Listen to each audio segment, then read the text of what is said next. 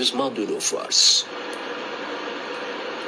Ils sont suivis minutieusement jusqu'à une zone où ils se retrouvent.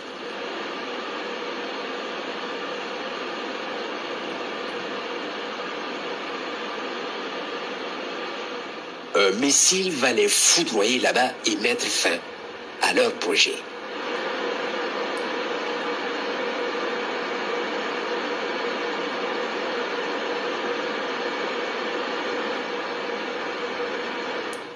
Ce 18 mars, il est 12 heures dans la zone de Gorgadji, lorsque la surveillance permet de détecter une importante réunion de cadres terroristes à Djika.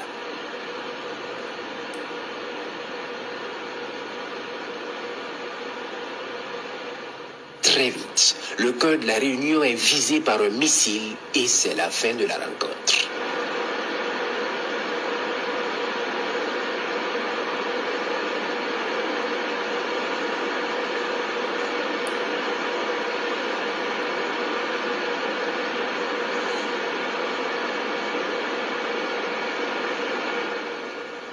Après la débandade, certains reviennent pour essayer de sauver leur chef.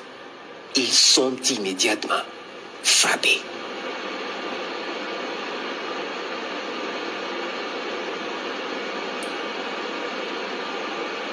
Ils brûlent dans les flammes.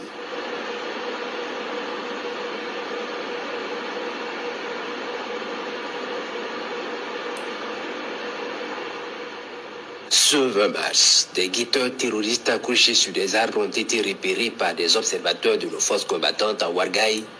Ils vont être immédiatement foudroyés. Ce 21 mars, des criminels venus harceler les positions assolées vont être suivis jusqu'à un hameau. Ils sont immédiatement verrouillés et frappés.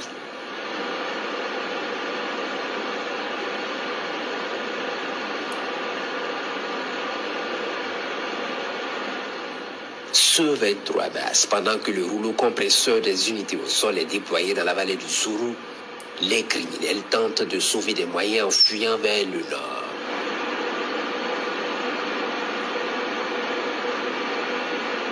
Ils sont suivis par les combattants du ciel.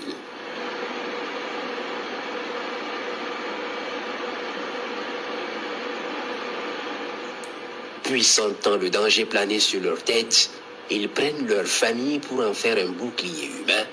Ils sont observés dans leurs manœuvres perfides et ignobles. Les combattants du ciel patientent, attendent des opportunités de frappe.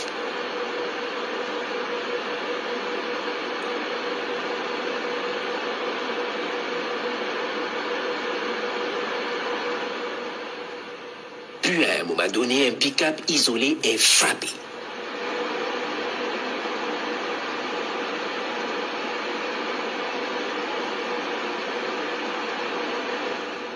Les criminels resserrent à l'intérieur des civils pour échapper aux frappes.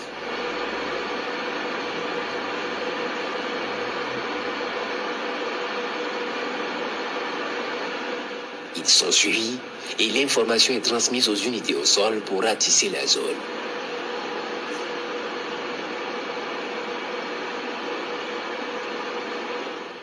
L'armement du véhicule est récupéré et le message passé aux criminels qui utilisent leur famille comme bouclier.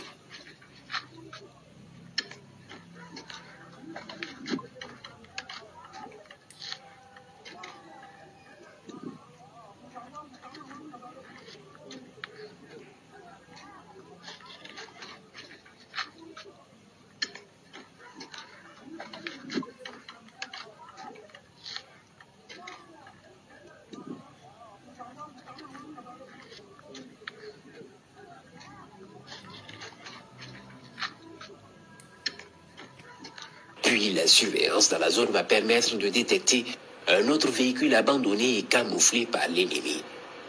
Il sera détruit immédiatement.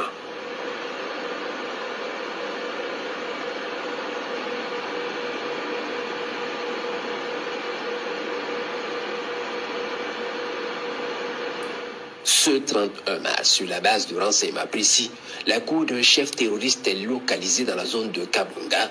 Une rencontre de criminels s'y tient. Ils sont observés. moment donné, un missile dévastateur va fendre le ciel et s'abattre sur eux.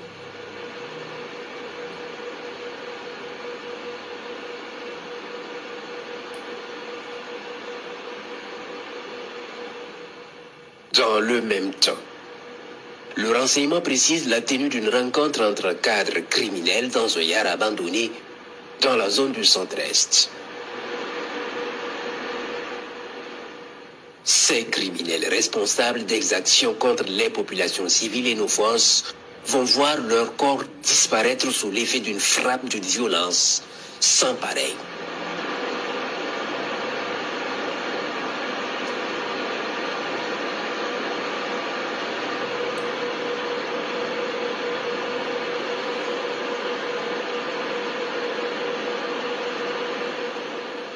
D'autres frappes vont cibler des hameaux de leaders terroristes identifiés dans la zone.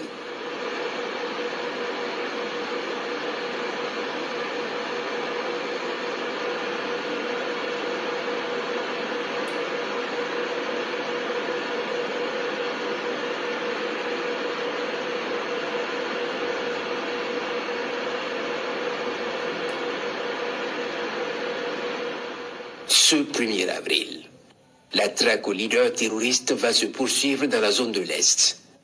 Khalidou, le chef terroriste opérant à partir du parc d'Arli, est repéré et identifié.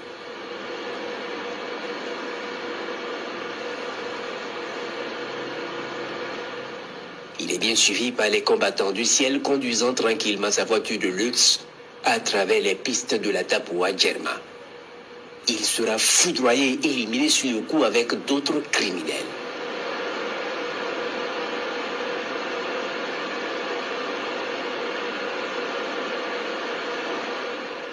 Puis un autre missile va confirmer la destruction totale du criminel avec son groupe.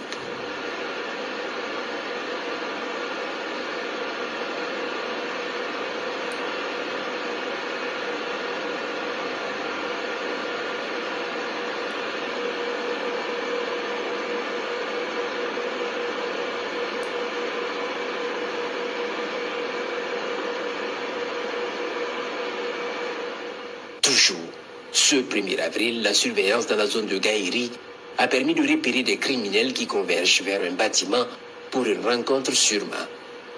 Ils sont suivis.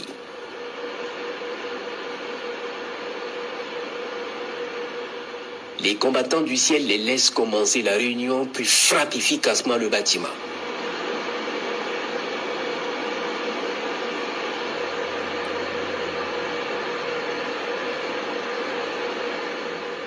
Dans le même temps, d'autres vecteurs en surveillance dans la zone de Futuri vont repérer un véhicule pick-up dans le village de Yiridagui en fuite vers le nord.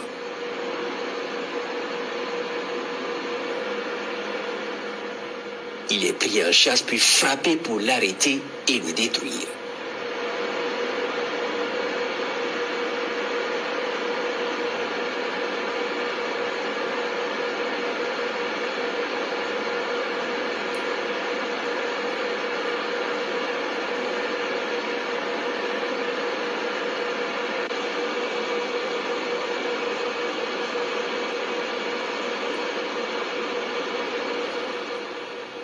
Au même moment, les vecteurs en surveillance dans la zone de Kompienga vont repérer des criminels s'approchant dangereusement de l'axe Pama-Kompienga en vue de mettre un dispositif d'embuscade contre une de nos unités en manœuvre dans la zone. Les combattants du ciel coordonnent avec l'unité au sol, puis un vecteur plus performant est appelé pour donner une correction de taille à ces criminels. Une violente bombe est alors larguée dans le dispositif ennemi.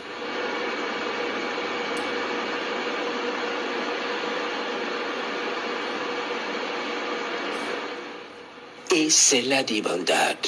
Les rescapés sont suivis jusqu'à leur base de repli, puis effacés totalement pendant que les unités au sol ratissent.